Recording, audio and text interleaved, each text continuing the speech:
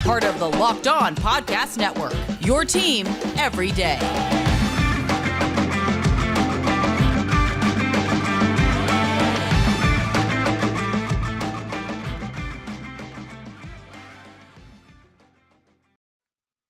Welcome back, Hawkeye Nation, to a Tuesday morning episode of the Locked On Hawkeyes podcast, your daily podcast covering your Iowa Hawkeyes on the Locked On Podcast Network.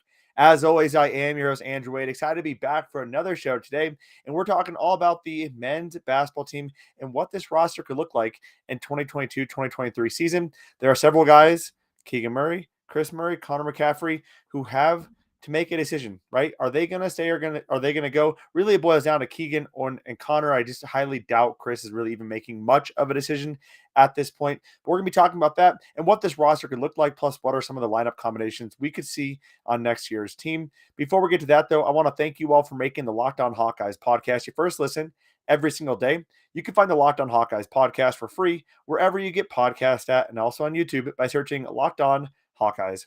And this episode of the Locked On Hawkeyes podcast is brought to you by StatHero. StatHero is reshaping the way you play fantasy sports.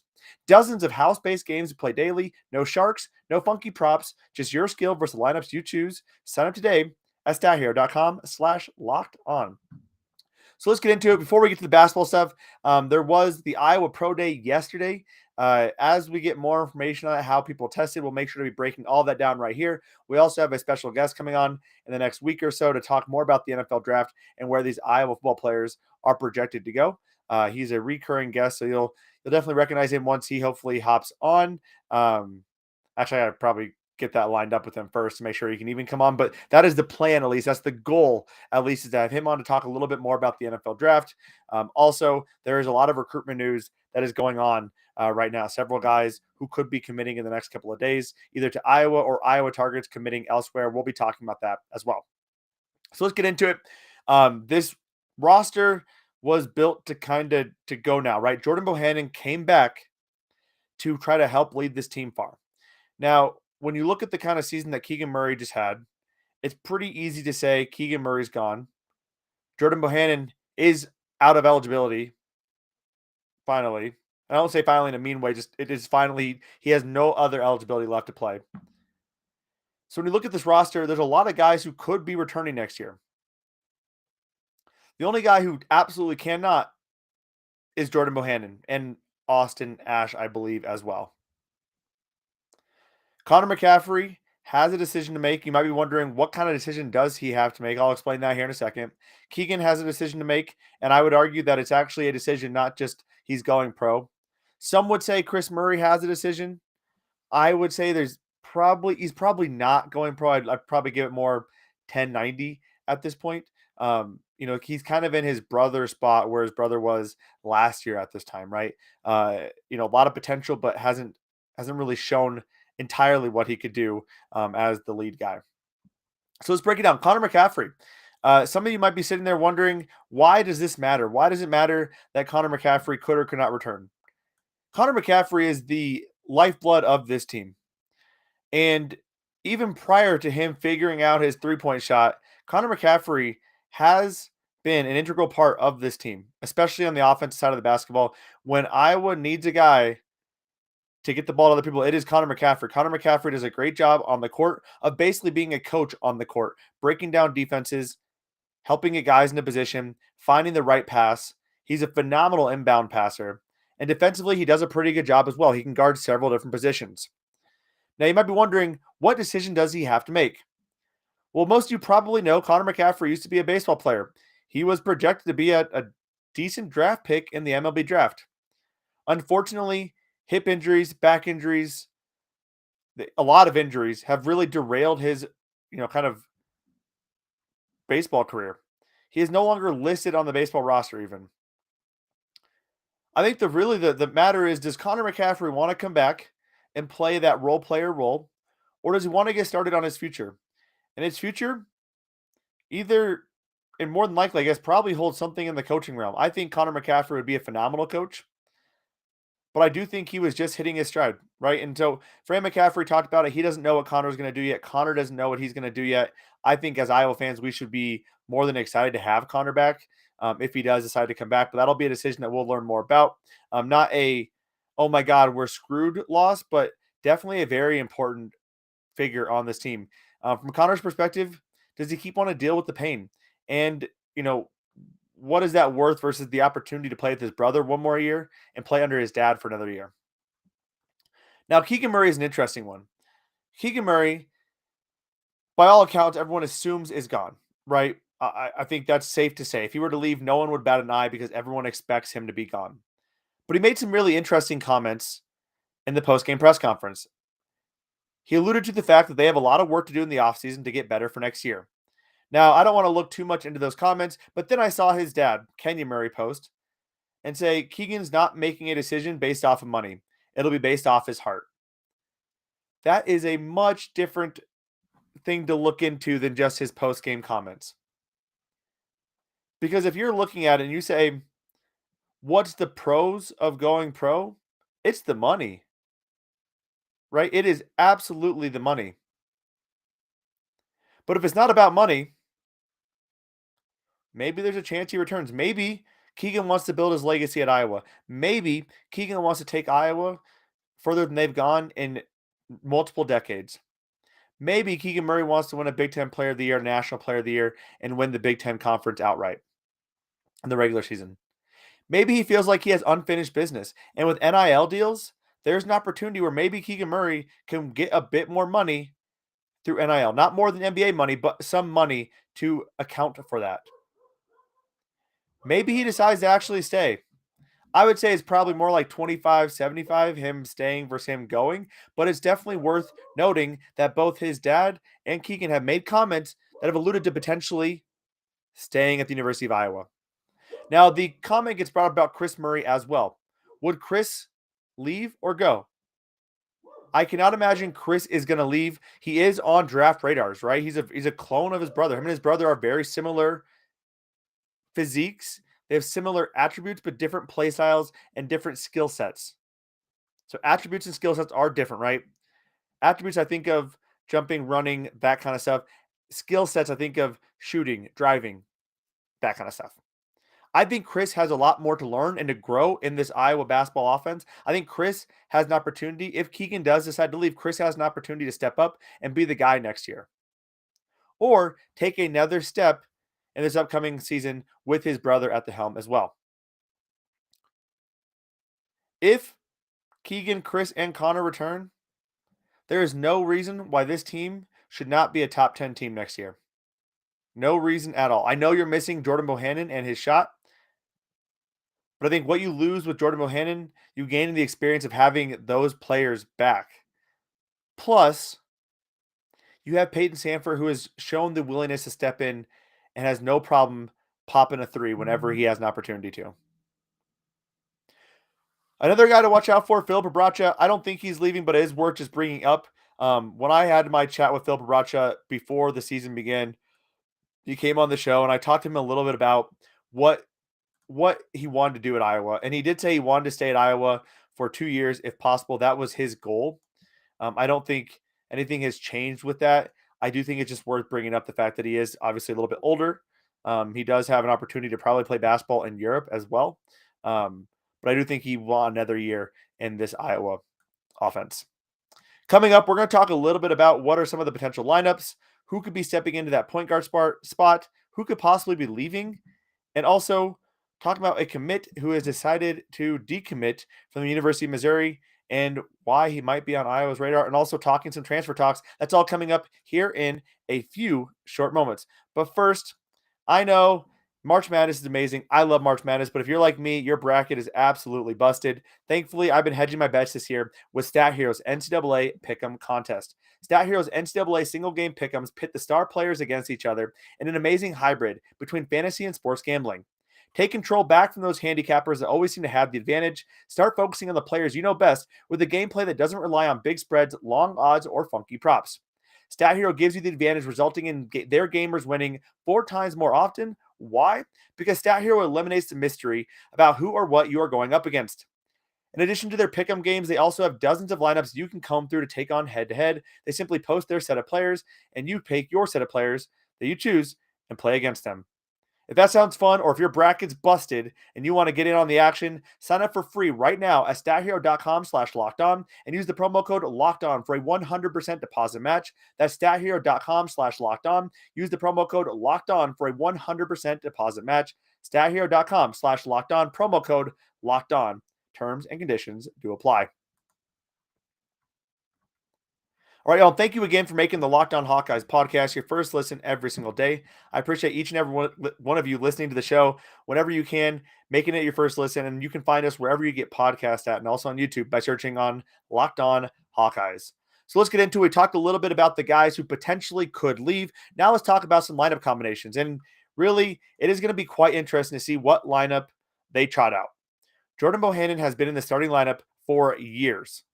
Without Jordan Bohannon, who takes that starting point guard role?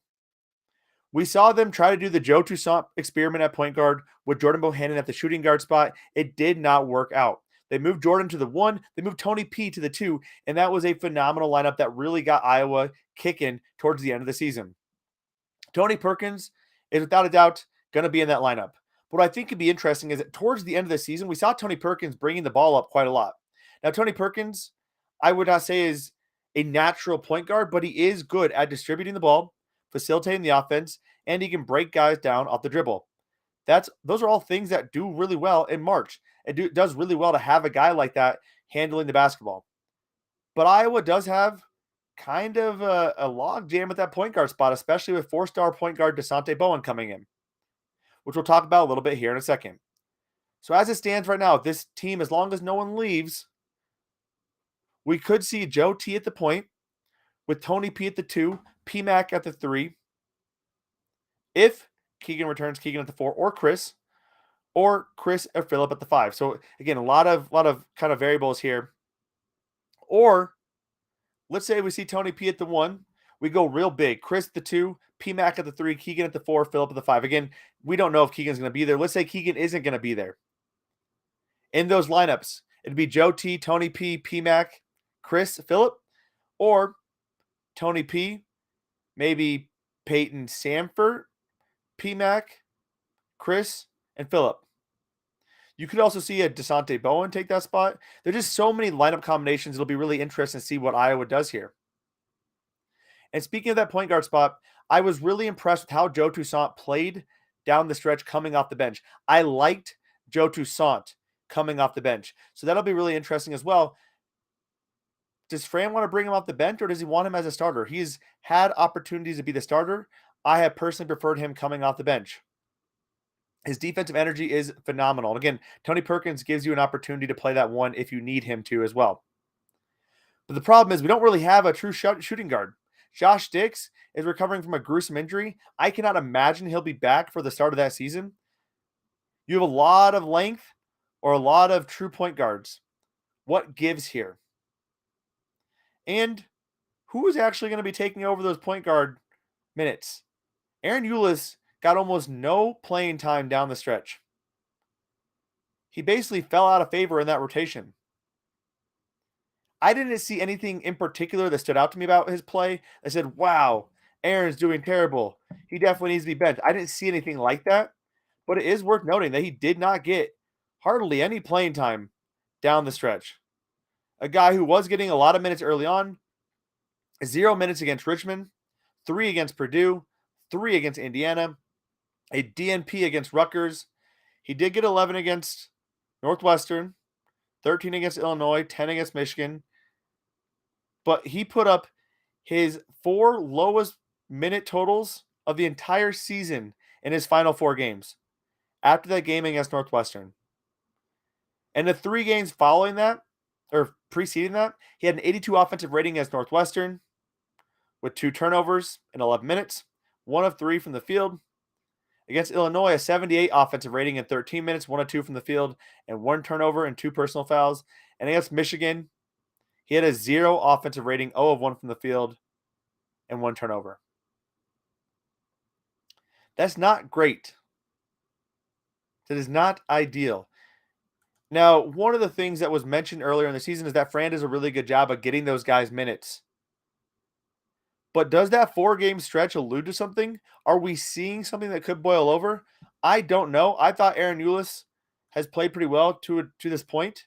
And it seems like Iowa might have been just trying to ride the hot hands, right? You need Jordan Bohannon in there because of his shooting. You need Tony Perkins in there because he was playing some of his best basketball. Maybe that was the case, and then the minutes were just getting dried up. But that'll be a really interesting situation to watch because we're going to see a logjam at that point guard position with DeSante Bowen joining the program. Now, one thing I mentioned earlier was that Aiden Shaw, I'm already spoiled it now, but Aiden Shaw, a forward, a 4-star top 100 guy, decommitted from Missouri after they fired their head coach. He was a guy who Iowa got in on late, but he was one of the teams that Iowa was considering. Did this run change his mind? We don't know yet. We have not heard anything of the fact. We haven't heard a single thing about Aiden Shaw at this point. The 6'7", 6'8", 190-pound small forward would make a great addition for the Iowa Hawkeyes. But again, he has officially decommitted from Missouri. There's an opportunity there, and you better believe Iowa is probably going to be looking at trying to get back in the running for him, giving them another fantastic wing player with a long wingspan who can play several positions and guard several positions. That'll be something interesting to watch as well. Now, one of the things I've heard is, should Iowa go get a transfer player? You know, I'm going to be honest, I might say something controversial here. I do not believe they are going to actively go for a transfer portal player. I know that's the way to do things, but Fran McCaffery is not that guy. So I don't think Iowa is going to be actively recruiting many people. They might go and try to get one big if they really don't feel well about Josh or Riley's development. But I would argue the fact that they were willing to put Josh and Riley in against Purdue says a lot more about their development than we realize. Now, Josh's offensive game definitely needs some work, but he is a guy who can bang down low, can give you a solid 10 to 12 minutes, and is willing to be physical. He also has talked about, even, personally, about the struggles he had dealing with COVID. I believe it was COVID, but he had the diagnosis. It's probably not safe to say. I shouldn't be making assumptions there, but he got the diagnosis that he may never be able to play basketball again. And so coming back from that, he has done a really good job. Riley should have been in high school, right? So how does Fran feel about those two bigs? That is going to say a lot about whether or not he wants to go in the transfer portal and try to find a guy like he did last year with Filip Obracha. Now, I think Filip Obracha is a pretty undersized 5, but he did make do for most situations. Now, if it were me, I think Iowa definitely needs to get a shooting guard. It's going to be tough to get a shooting guard who's willing to come in and be a backup, but I think you definitely need a shooting guard or some combo guard who can play both the 1 and the 2, kind of like we saw with Bakar Evelyn a couple of years ago. Iowa needs a bit more depth of a guy who can come in and play that 2, doesn't need to have the ball in his hands at all time, but can make and knock down jumpers at a consistent rate. Iowa has a ton of size in that 6'8" range, but not a lot of guys who can shoot the ball at that shooting guard spot outside of Tony Perkins. So I would personally like to see them go for a shooting guard maybe, or a combo guard, and then maybe a big, depending on how they feel about the development of Josh and Riley. Now, depending on guys leaving, if we see a Keegan leave, if we see a Keegan and a Kris leave, if we see a Keegan, Kris, Connor, Aaron leave, right? And again, these are all speculations. I don't know anything about whether these guys are going to leave. I would love for them all to stay, right? That's going to change, though, how Iowa pursues this offseason. That is, without a doubt, going to change where they go in the transfer portal, if they go in the transfer portal, and who they target in the transfer portal. So as those things happen, if they happen at all, we'll make sure to be breaking that down right here on the Locked On Hawkeyes podcast. Coming up, who can take the next step for Iowa?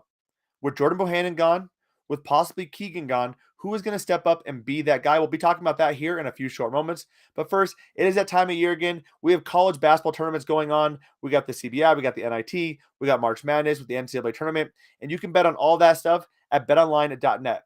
From all the latest odds, contests, and player props, betonline.net is the #1 source for all of your sports betting needs and info.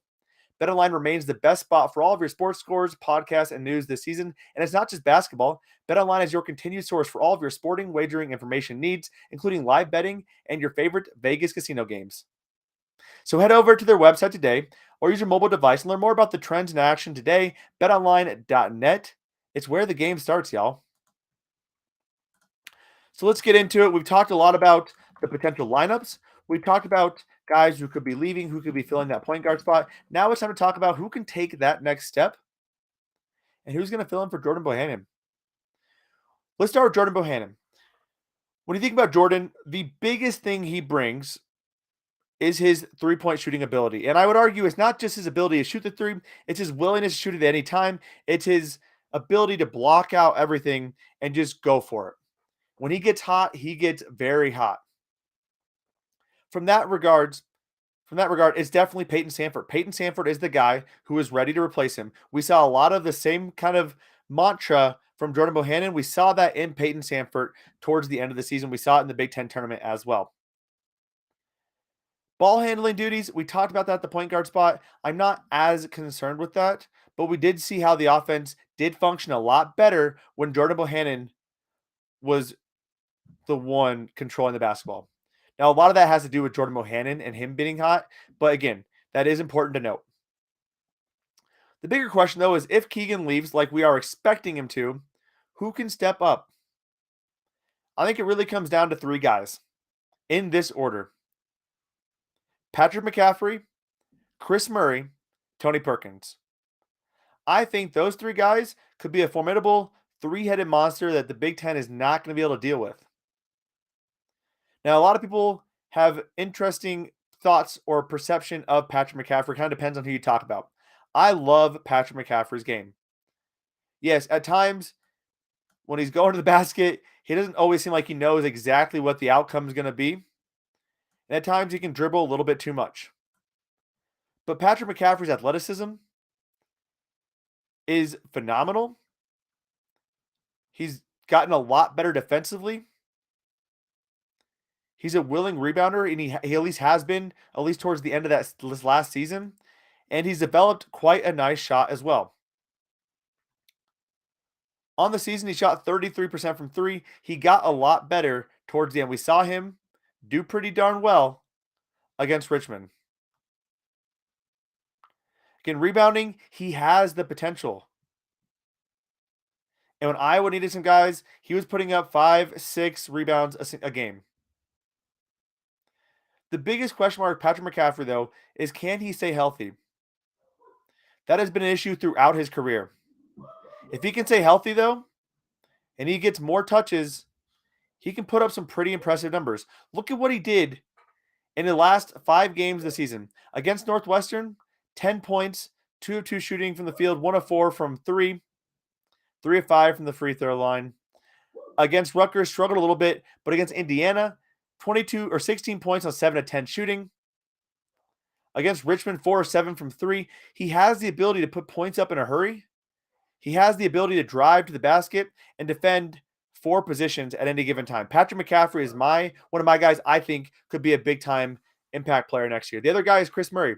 It's easy to look at Kris and say, why not? Keegan made that step. Could Kris make that step? And I absolutely believe Kris could also make that step next year. We saw Kris take over games at times when he needed to this past season. And if Keegan were to be gone, I would expect Kris to be able to step in and handle that role pretty well.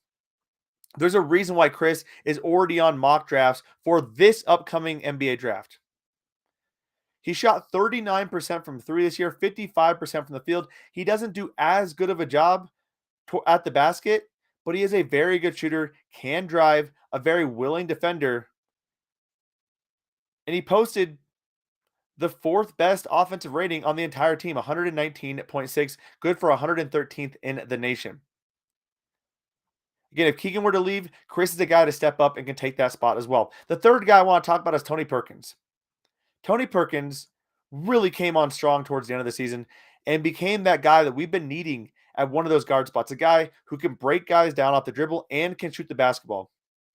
Defensively, he's a nightmare for opposing offensive players. He does such a good job of getting up in their face and making them pay whenever they try to go around him. And then on the offensive side of the basketball, he does a great job, again, of breaking guys down off the dribble, finding open outlet passes, and, if need be, hitting that outside shot. He's the only guard we have right now that can consistently get to the basket and finish. I say and because Joe can get to the basket, but is hit or miss depending on if he's out of control or not. We saw some spurts of that from Aaron Eulis, but also a little bit out of control at times. Tony Perkins is the only consistent threat we have right now to do that. To me, it's one of those three guys stepping up to take over for Keegan Murray and obviously the loss of Jordan Bohannon overall. Again, Peyton Sanford can hit that shooting spot, but we're going to need a guy to be the guy for Iowa, and it's one of those three guys, in my opinion. That's my quick breakdown of the Iowa basketball team going into next season. We have a lot of recruiting talk to talk about on tomorrow's show. We'll be back as well tomorrow, so be on the lookout for that. I know you want to make the Locked On Hawkeyes podcast your first listen, and I absolutely appreciate that. You should also make the Locked On NFL Draft podcast your second listen every single day. The Locked On NFL Draft podcast is for all of you draft fanatics out there, hosted by Ryan Tracy and former NFL cornerback Eric Crocker. They bring the NFL draft to life every single day with insight and analysis on college football prospects and NFL front offices, and it's free and available wherever you get your podcasts at. So be on the lookout for that every single day as well. Again, Hawkeye Nation, I appreciate you tuning in. I appreciate your love and your listenership. Have a fantastic Tuesday, and